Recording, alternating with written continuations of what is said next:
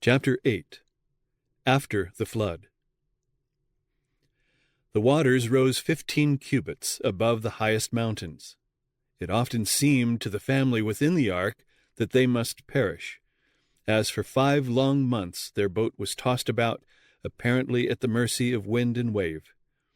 It was a trying ordeal, but Noah's faith did not waver, for he had the assurance that the divine hand was upon the helm. As the waters began to subside, the Lord caused the ark to drift into a spot protected by a group of mountains that had been preserved by his power.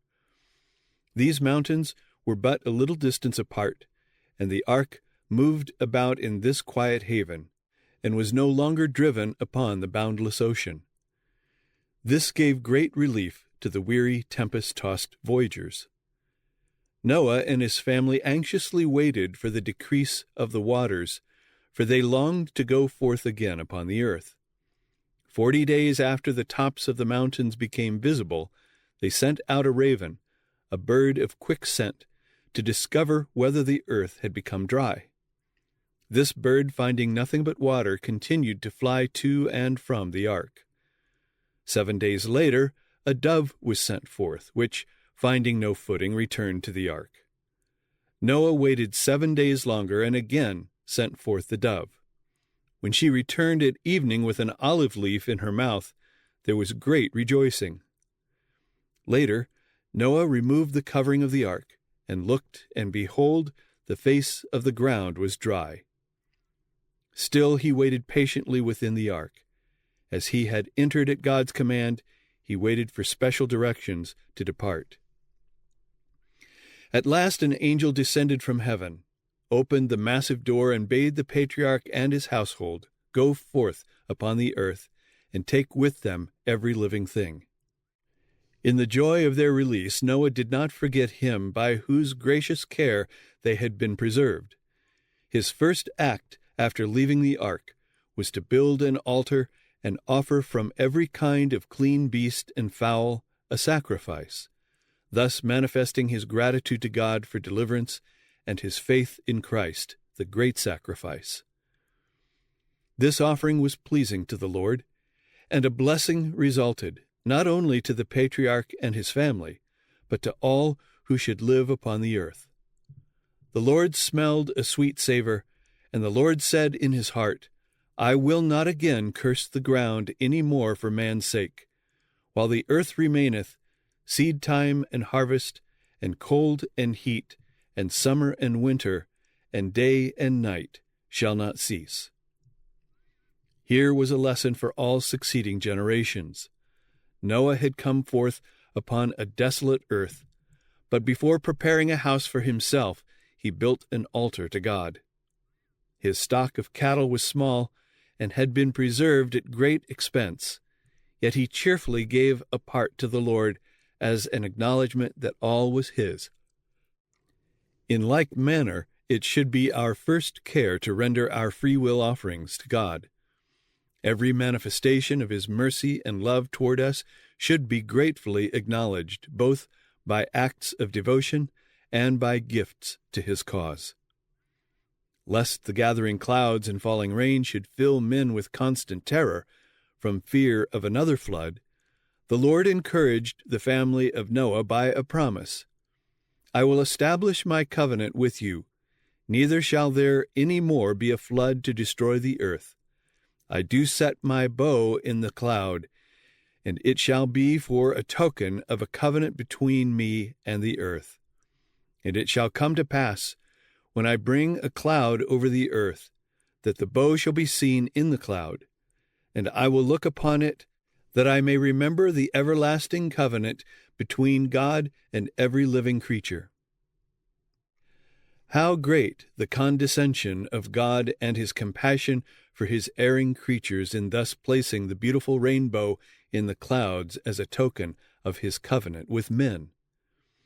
The Lord declares that when he looks upon the bow, he will remember his covenant. This does not imply that he would ever forget, but he speaks to us in our own language, that we may better understand him. It was God's purpose that as the children of after generations should ask the meaning of the glorious arch which spans the heavens, their parents should repeat the story of the flood, and tell them that the Most High had bended the bow and placed it in the clouds as an assurance that the waters should never again overflow the earth. Thus, from generation to generation, it would testify of divine love to man and would strengthen his confidence in God. In heaven, the semblance of a rainbow encircles the throne and overarches the head of Christ. The prophet says, "As the appearance of the bow that is in the cloud in the day of rain, so was the appearance of the brightness round about the throne. This was the appearance of the likeness of the glory of Jehovah." Ezekiel 1, verse 28. The Revelator declares, "Behold, a throne was set in heaven, and one sat on the throne. There was a rainbow round about the throne, in sight like unto an emerald." Revelation 4, verses 2 and 3. When man by his great wickedness invites the divine judgments, the Savior, interceding with the Father in his behalf, points to the bow in the clouds, to the rainbow around the throne and above his own head, as a token of the mercy of God toward the repentant sinner. With the assurance given to Noah concerning the flood, God himself has linked one of the most precious promises of his grace. "As I have sworn that the waters of Noah should no more go over the earth, so have I sworn that I would not be wroth with thee, nor rebuke thee. For the mountains shall depart, and the hills be removed, but my kindness shall not depart from thee, neither shall the covenant of my peace be removed, saith Jehovah that hath mercy on thee." Isaiah 54, verses 9 and 10. As Noah looked upon the powerful beasts of prey that came forth with him from the ark, he feared that his family, numbering only 8 persons, would be destroyed by them.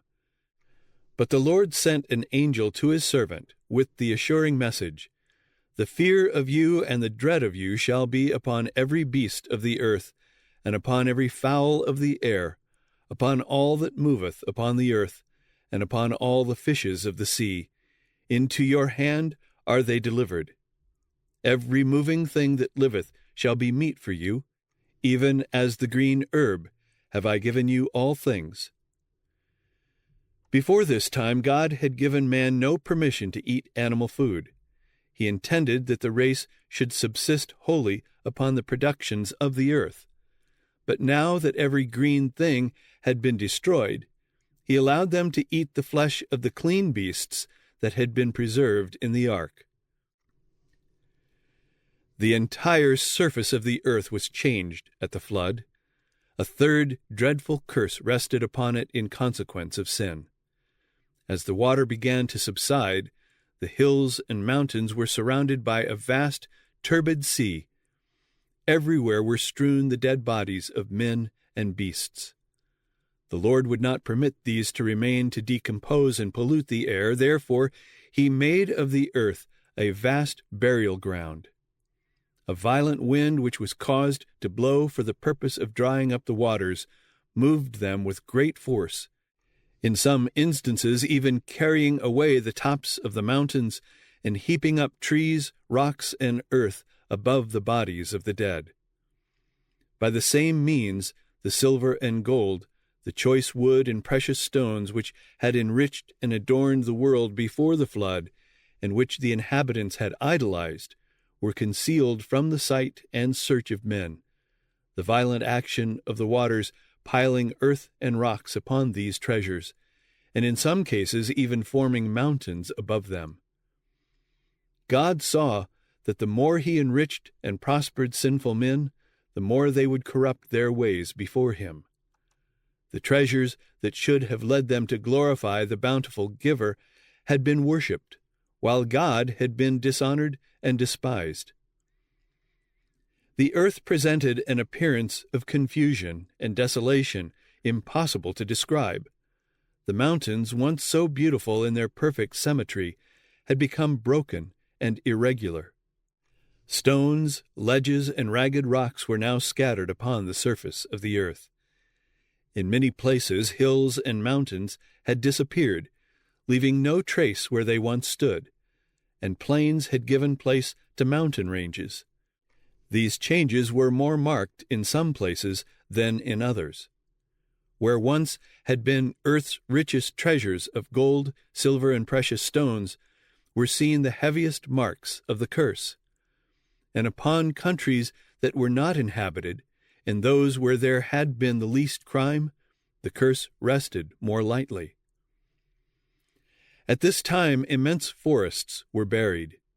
These have since been changed to coal, forming the extensive coal beds that now exist and also yielding large quantities of oil. The coal and oil frequently ignite and burn beneath the surface of the earth. Thus rocks are heated, limestone is burned, and iron ore melted. The action of the water upon the lime adds fury to the intense heat and causes earthquakes, volcanoes, and fiery issues. As the fire and water come in contact with ledges of rock and ore, there are heavy explosions underground which sound like muffled thunder. The air is hot and suffocating. Volcanic eruptions follow, and these often failing to give sufficient vent to the heated elements, the earth itself is convulsed, the ground heaves and swells like the waves of the sea. Great fissures appear, and sometimes cities, villages, and burning mountains are swallowed up.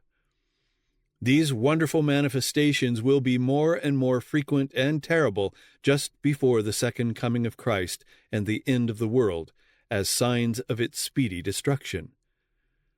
The depths of the earth are the Lord's arsenal, whence were drawn weapons to be employed in the destruction of the old world.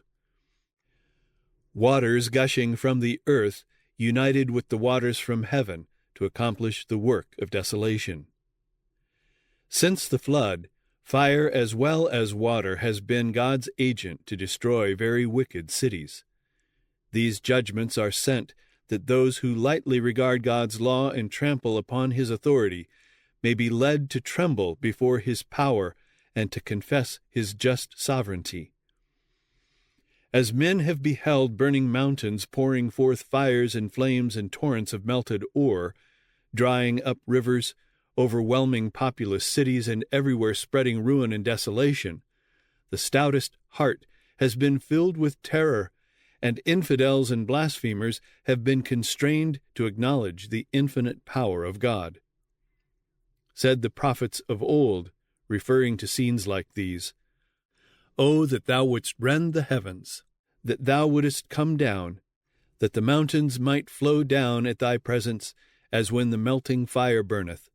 The fire causeth the waters to boil, to make thy name known to thine adversaries, that the nations may tremble at thy presence. When thou didst terrible things which we looked not for, thou camest down, the mountains flowed down at thy presence." Isaiah 64, verses 1-3. The Lord hath his way in the whirlwind and in the storm, and the clouds are the dust of his feet. He rebuketh the sea, and maketh it dry, and drieth up all the rivers. Nahum 1, verses 3 and 4. More terrible manifestations than the world has ever yet beheld will be witnessed at the second advent of Christ. The mountains quake at him, and the hills melt, and the earth is burned at his presence, yea, the world and all that dwell therein. Who can stand before his indignation, and who can abide in the fierceness of his anger? Nahum 1, verses 5 and 6. Bow thy heavens, O Lord, and come down. Touch the mountains, and they shall smoke. Cast forth lightning, and scatter them. Shoot out thine arrows, and destroy them. Psalm 144, verses 5 and 6. I will show wonders in heaven above, and signs in the earth beneath, blood and fire and vapor of smoke. Acts 2, verse 19. And there were voices and thunders and lightnings, And there was a great earthquake, such as was not since men were upon the earth, so mighty an earthquake, and so great. And every island fled away, and the mountains were not found. And there fell upon men a great hail out of heaven, every stone about the weight of a talent. Revelation 16, verses 18, 20, and 21. As lightnings from heaven unite with the fire in the earth, the mountains will burn like a furnace, and will pour forth terrific streams of lava, overwhelming gardens and fields, villages and cities. Seething molten masses thrown into the rivers will cause the waters to boil, sending forth massive rocks with indescribable violence and scattering their broken fragments upon the land. Rivers will be dried up. The earth will be convulsed. Everywhere there will be dreadful earthquakes and eruptions. Thus God will destroy the wicked from off the earth. But the righteous will be preserved in the midst of these commotions, as Noah was preserved in the ark. God will be their refuge, and under his wings shall they trust. Says the psalmist, "Because thou hast made the Lord, which is my refuge, even the Most High, thy habitation, there shall no evil befall thee." Psalm 91, verses 9 and 10. In the time of trouble he shall hide me in his pavilion. In the secret of his tabernacle shall he hide me. Psalm 27, verse 5. God's promise is, "Because he hath set his love upon me, therefore will I deliver him. I will set him on high, because he hath known my name." Psalm 91, verse 14.